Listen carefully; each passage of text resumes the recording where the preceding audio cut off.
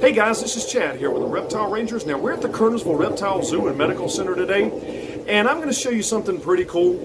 In the midst of being a zoo and a full medical care facility where we do treat reptiles for all kinds of medical conditions, we do also make animals available as pets. And so a lot of the times when people want to come get a pet from us, they don't have anything, they don't have any equipment, anything like that. We will set them up with full habitats. Now, we had a customer that got a chameleon from us, and he'd actually already bought a habitat before he even learned that he could get animals from us. And so he asked us if we could just go ahead and set it up, because we do living vivariums. We do, of course, fake habitats, but we'll do living habitats as well. And this guy right here, he wanted an actual living habitat, full living vivarium ecosystem to go with his chameleon, which is absolutely awesome. They work really, really well. So I figured I'd just go ahead and film this, just filming the process of piecing together his habitat, putting it together, in the hopes that maybe it helps other folks as they're wanting to put chameleon cages together, or any kind of a tropical species lizard cage together that's going to be like a living vivarium. All right, now before we get into this, right there in the corner, you see that right there? That is the subscriber button. Go ahead and put your cursor over that. And if you have not done so already, go ahead and hit that subscribe button. We appreciate you doing so. We appreciate you following along. So come on, let's check this out as I put this guy's habitat together, and let's see how pretty it turns out. This thing is absolutely awesome. Come on. Okay, so this guy has brought his enclosure in, and I'm going to say this right out of the gate. I'm not going to hear no stupidity about chameleons should be in an open air or in an enclosed glass. They can go in either one, and they do just fine. The only real disadvantage that a chameleon's going to have is no different than any other animal, but hardcore chameleon lovers seem to be a little bit more moronic when it comes to this than other things. And basically griping about the fact that they cannot get through the glass. They don't understand the glass, so they're always trying to climb through it. Well, any freaking animal doesn't understand glass. So again, I personally find that open air cages are a little bit harder to maintain the humidity levels than it is in these enclosed containers. Now again, of course, that can go into the whole respiratory infection issue. You can put too much moisture in the air if there's not airflow in it. But we're not getting into all that kind of in-depthness when it comes to this. All I'm doing is just showing setting up just a customer's chameleon cage. He bought this. Normally we just supply everything and we set it up for folks, but he had already bought this and then found us and asked us to set it up for him. So we're gonna do it as a full living vivarium. It's gonna have live plants. It's gonna have the isopod springtails. It's gonna have everything it needs in there. But right now, what I'm trying to do is just get it cleaned down because it's got a boatload of fingerprints.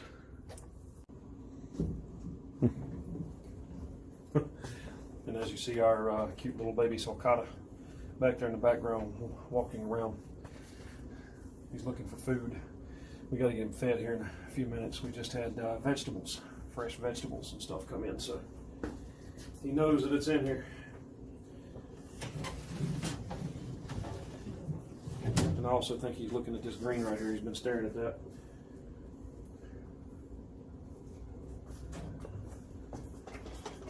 All right, so they have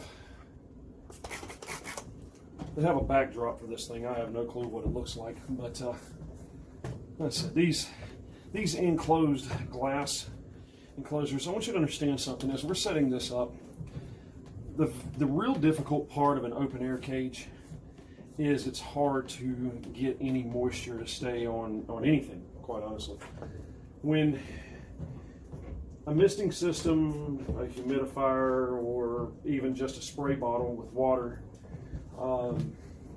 inside of a glass tank, water will stay on everything, glass included. They can drink the water off the glass, they can drink it off the leaves, they can drink it off their own body, off their own head as it runs down their head. So these enclosures, like this right here, tend to fare a whole lot better when it comes to the hydration of a chameleon, because there'll be a whole lot more standing water in a whole lot more areas. I like open air cages in things like greenhouses or some kind of a enclosed, climate-controlled area, like a greenhouse, or something along that line, because then there is a better level of humidity in those kind of environments than there is in just your standard living room, kitchen, you know, whatever. Even inside of a store, yeah, we use, even here in the zoo, in our storefront at the zoo, we will use some open air cages, but we also use a lot more of these enclosed cages because, again, it just deals better.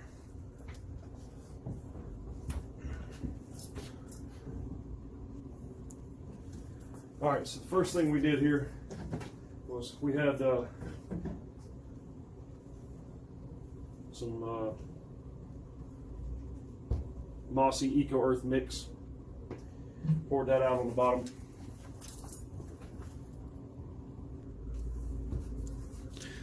Okay, one of the things he bought was this brick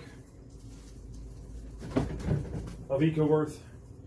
Generally speaking, I absolutely hate this crap, okay, generally speaking. This stuff causes more problems in a lot of reptiles than it helps. It holds humidity great, but if you can see right, let's see if I can get it to focus up.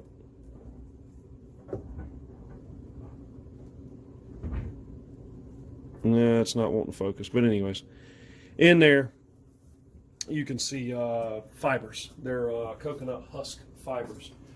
And those fibers cause all kinds of infection issues, whether cloacal infections or eye infections, especially when it comes to baby lizards, and especially baby turtles and tortoises, land turtles and tortoises, because they like to dig, they like to burrow. And when they start digging down in there, they'll get all these little fibers stuck in their eyes, and it'll start causing eye infections. So generally speaking, I absolutely hate this crap. But for what we're going to be using it for in this particular application, there's nothing wrong with it, because we're going to be using it and mixing it in with cypress mulch to give it depth of soil. It's going to come up to about that. It's going to be about that deep. That way we can plant some plants in there, and it also be able to retain moisture quite a bit for this guy's plants.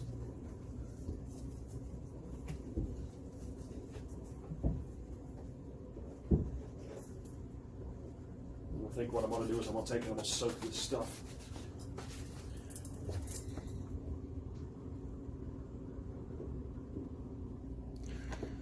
Okay, so you see here, I think I stopped recording for probably about 5 minutes.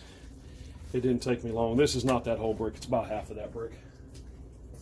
So I'm just going to take it.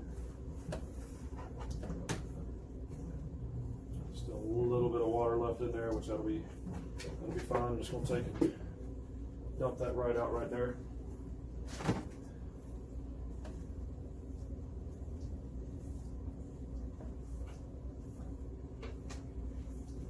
We'll mix it in with some of that dry that I had on the bottom, some of that moss.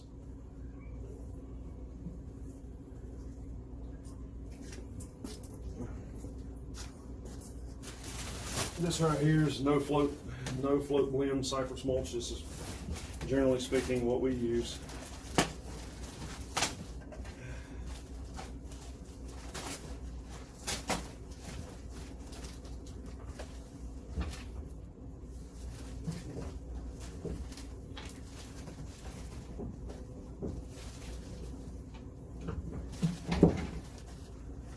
Want a nice base for this as well. Nice thick base, because if for some reason this guy was to ever decide to add a male with his female and they were to end up breeding, then it'll give her plenty of soil to be able to lay her eggs in.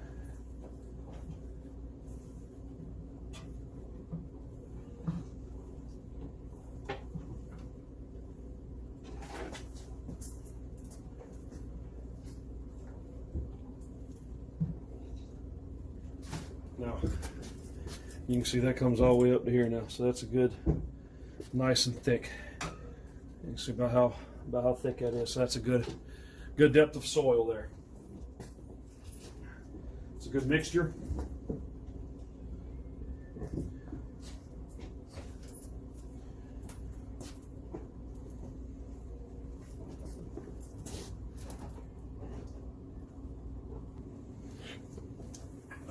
Okay, so we're going to add some of our structure, meaning plant life structure, and decor. Not exactly sure how I want to do some of this. Most of the time, I just kind of make this up as I go along.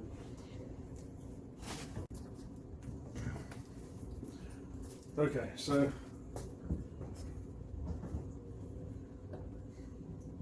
Like I said, every single one of these is different. A lot of the times I kind of make this up as I go along. Just the decorating part of this is just as much fun as anything else. And we want to, like I always try and explain, we want to make sure it's as close to their natural environment as possible, or what they would have in nature. And so with that being said, I always want to make sure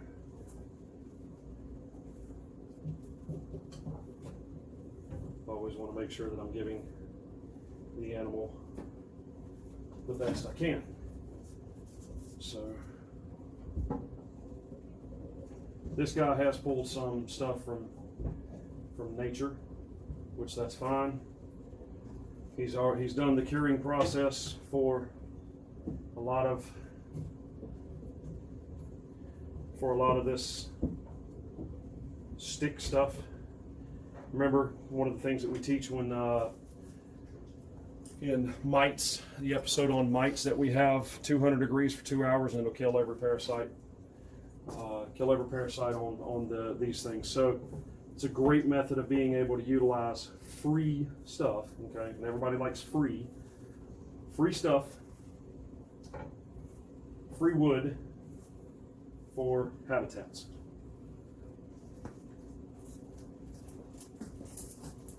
And give me some medium length screws and a drill. Now, while some of this is most certainly not secure, what I am going to do is I'm actually going to screw some of these pieces together.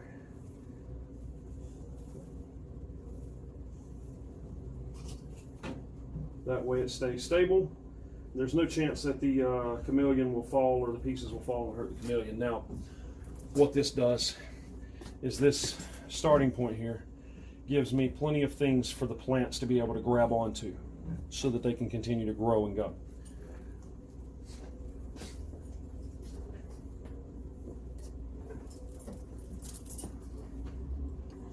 Yeah. Okay, so Balian brought me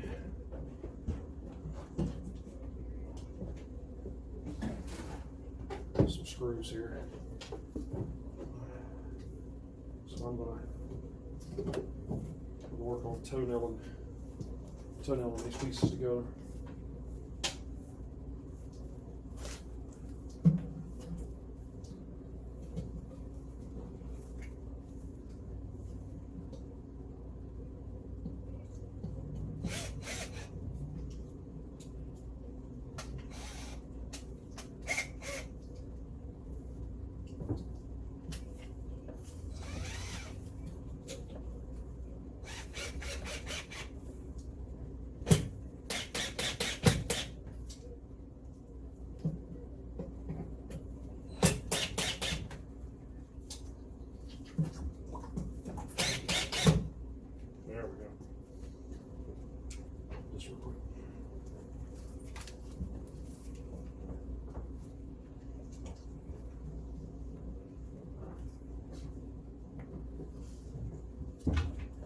Give me that.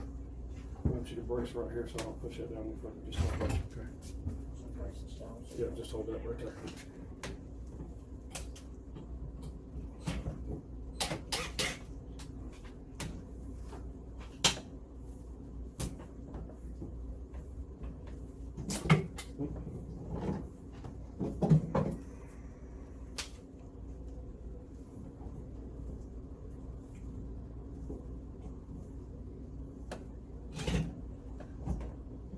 Good?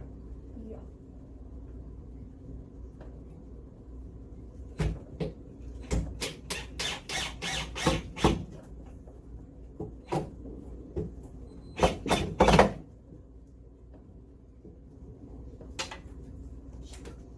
Here's your compact screw.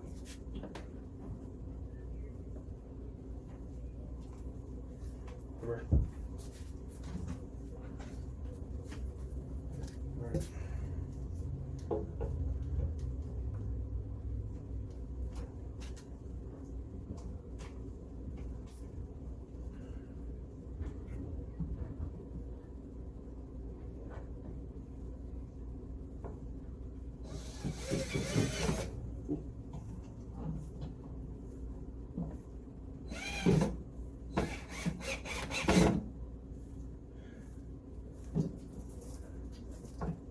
You good? Yeah. For the moment, I'm good.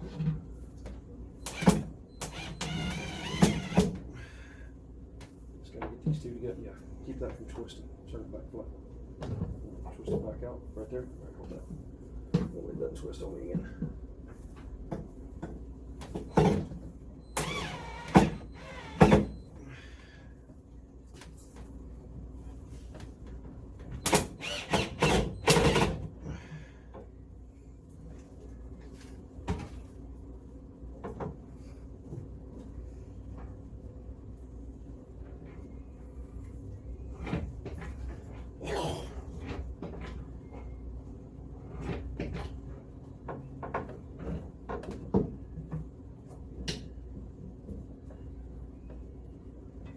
Okay. Now that I got that done. All right, so the first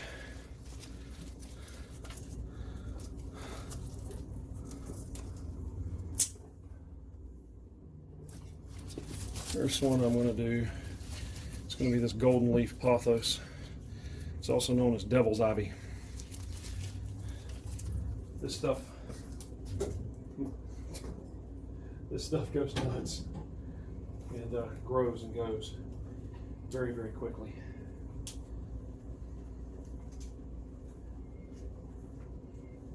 And I'll probably end up doing 2 of these for him, even though only 1 is really necessary, because it doesn't take very long for this stuff to absolutely go stark raving nuts. And he'll be having to trim it back real soon.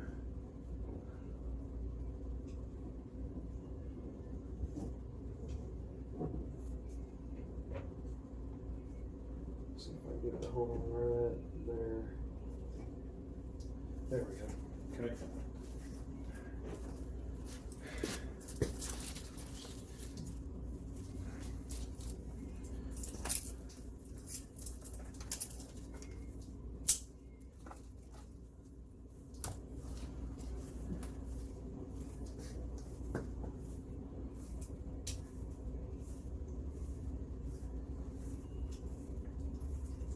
Now in this one, he's already got all of his lighting, he's already got all of his heating and all that other stuff. We've already went over all of that with him, and he's already set up there. So in this particular video, you're not actually going to see me setting up any form of lights because he's already got all that. So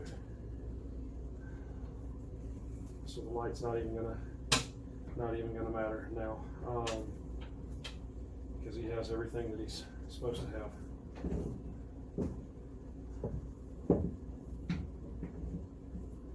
All right.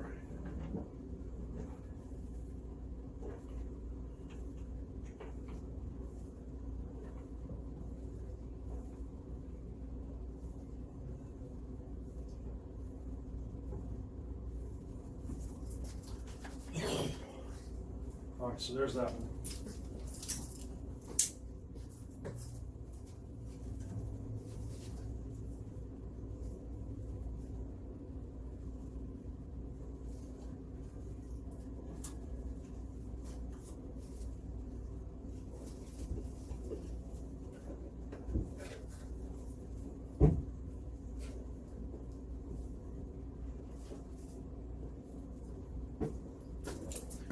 So this plant right here is a really cool plant. I actually don't even know what it's called. I don't remember. We've gotten it from some, years ago, we got it from other Vivarium suppliers that are doing like dark frog habitat supplies and things like that. And we got these a long time ago. Like I said, I don't even remember what they're called. It's probably one of my favorite plants though. I enjoy this plant. This one can grow like a vine, but most of the time what tends to end up happening is this thing gets real thick and bushy. So we use this more as a ground dwelling plant. That way it just goes across the ground. In higher color spectrum, these will turn redder. In a lower lumen or lower light spectrum, they're more of a green, more of a greenish color.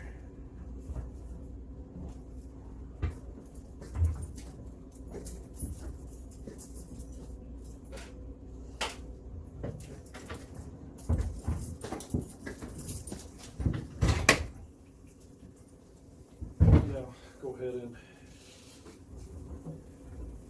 get this soil wet down real good.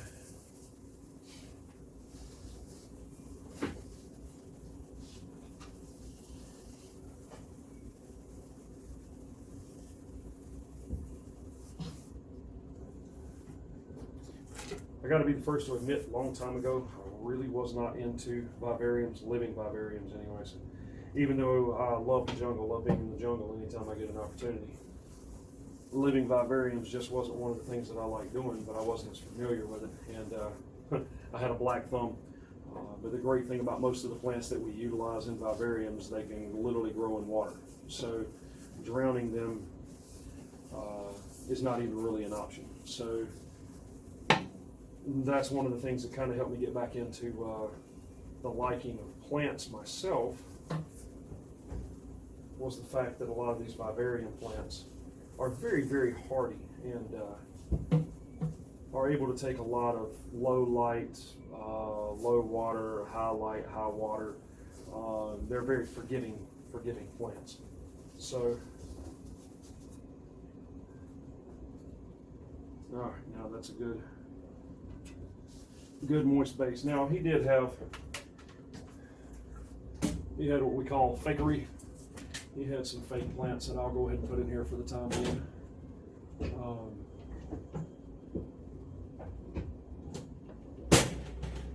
It'll just help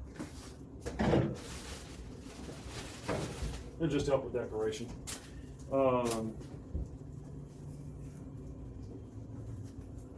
Take and hang some of these on the sides.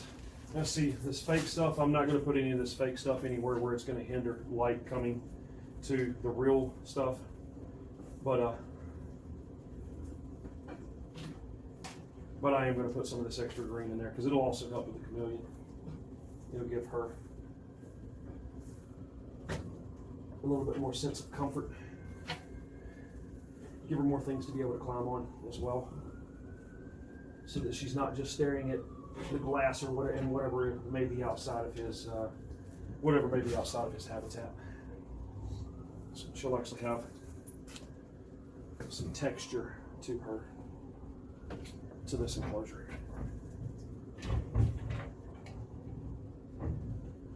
The main thing about living vivariums, some people go overboard with living vivariums. They want to plant too much in them to begin with.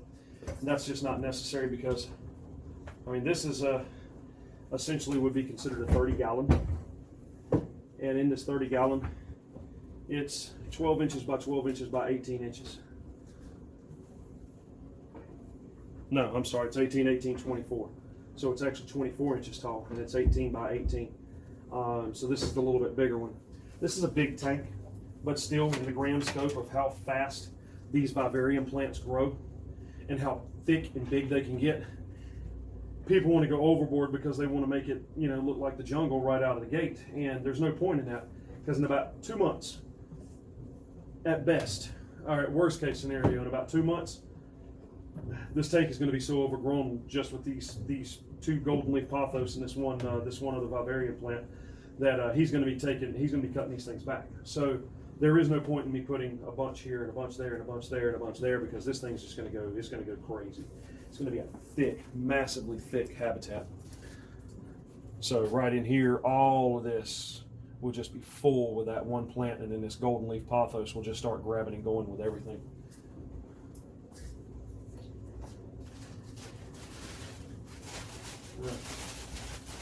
What else? All right, so he's got all right, so he's got this fake little vine. That's actually pretty cool. This is a yeah, that's pretty cool. It's mimic the golden leaf pothos. This is just a fake, as you can see right here, with my real plant versus the fake one. So this one's the real one, this one's the fake one right here, but you can see golden leaf. So that's all it's meant to mimic, is just the golden leaf pothos.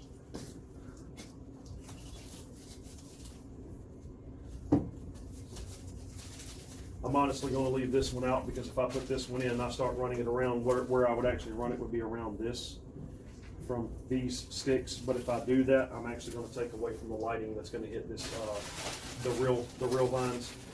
So I'm not even going to put that one in there, because we want these real plants to get as absolutely much light as they can possibly get. All right, now,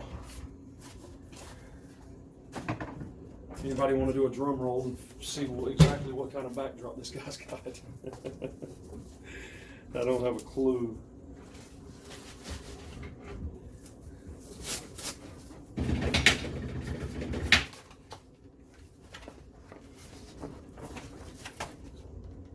Oh, so he's got one of these adhesive ones. These are pretty cool. These adhesive ones, you don't have to actually stick on with tape. They peel off of their paper and they just adhere or adhese right to the glass. These are newer ones they're starting to make now, so I do like these. Oh, it's a pretty backdrop. I like that. Okay.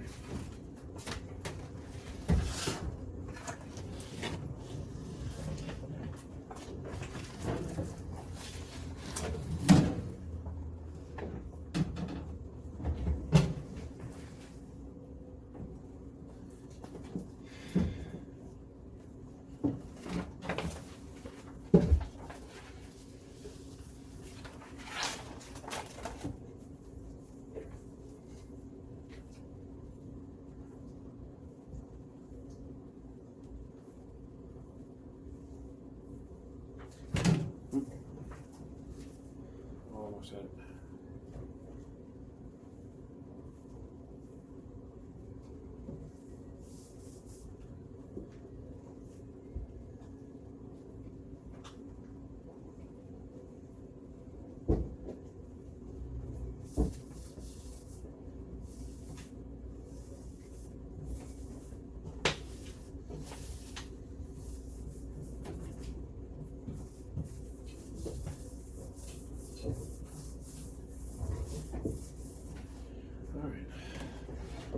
Turn this around here and see how that backdrop looks in there.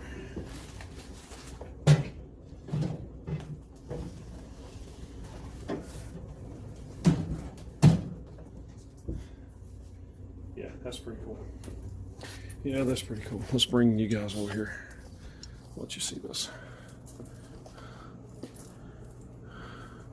Yeah, that's going to work out. It's going to work out great. All right, you can see he's got his feeder. Suction cup feeder dish here, which works great for putting like mealworms and dubia roaches, smaller superworms, things like that. And you can see the real golden leaf pothos right here. You can see the other real plant in the back, and then of course you can see the fake, the 3 fake aquarium plants that's in there. And then of course that backdrop looks like it's raining in the background. A little bit of sunlight coming through with a real humid environment. That's what you would find. So beautiful. So let's get this girl and see how she likes it.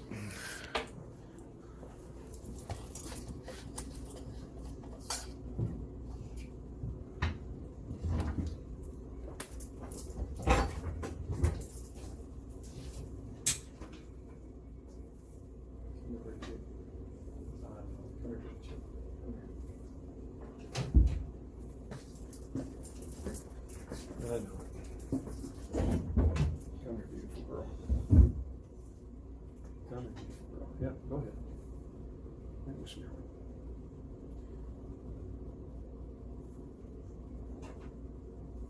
You'll be able to reach it? You can quit staring at me and go home. I'm not going to mess with you no more.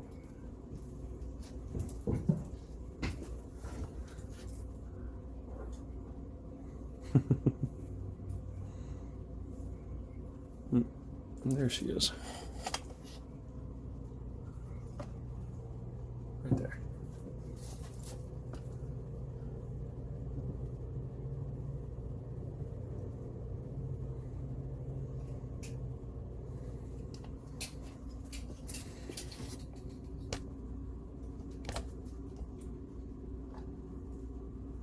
Now all I have to do is just add the isopods and springtails and stuff in there, and that way they can help keep the fecal matter cleaned up. They can help keep the natural dead leaves. As some of these leaves will die, then they can help clean that dead matter up. So other than that, that's it. That's a vivarium. Now, like I said, just remember, with these live plants like this, when we do this, it is not going to be long, and this thing is just going to be overgrown and overtaken with plant life. So don't go too crazy when it comes to live plants. All right, guys, now hopefully that was helpful, and hopefully you enjoyed just seeing kind of one of many ways. There's many, many ways in which you can decorate and in which you can put those habitats together. But hopefully this has been helpful. Now, again, this is Chad.